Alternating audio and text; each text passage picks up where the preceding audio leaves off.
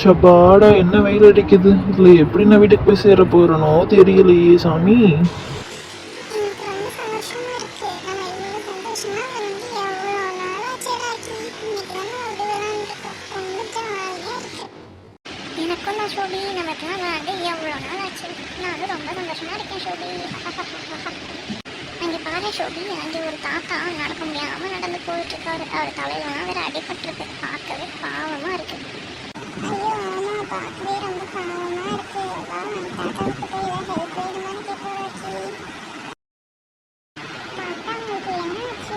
இப்போ நடக்க முடியாம நடந்து போறீங்க. அவங்க கூட யாரும் வரலையா? இல்லம்மா, நான் ஒரு அனாதை, எனக்கு யாருமே இல்லை, அதனால தான் நான் தனியாக நடந்து போறேம்மா.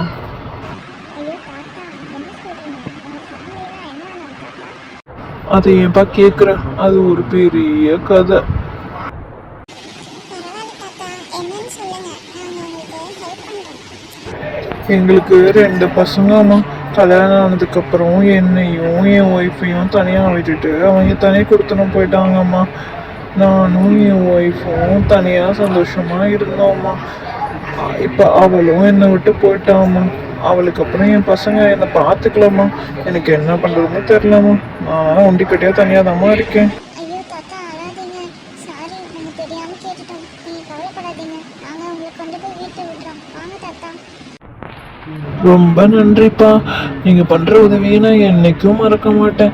பார்க்குறதுக்கு என்னோட பேர பிள்ளைங்க மாதிரி இருக்கீங்க. ரொம்ப ரொம்ப நன்றிப்பா. உங்களுக்கு ரொம்ப நல்ல மனசுப்பா. சரி வாங்க தாத்தா, போகலாம்.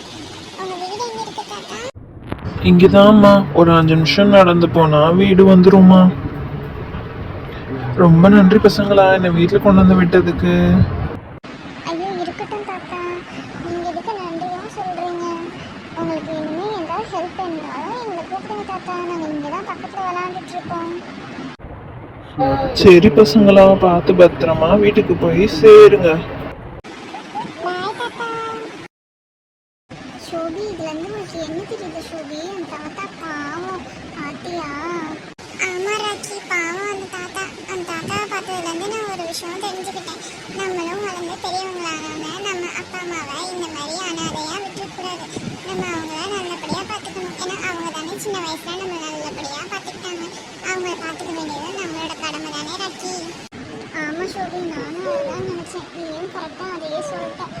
நாங்கள் மட்டும் இல்லை, உங்களுக்கும் தான் சொல்கிறோம். நீங்களும் உங்கள் அப்பா அம்மாவை நல்லபடியாக பார்த்துக்கோங்க. கடைசியில் அவங்கள தனியாக விட்டுறாதீங்க ப்ளீஸ் ஃப்ரெண்ட்ஸ்.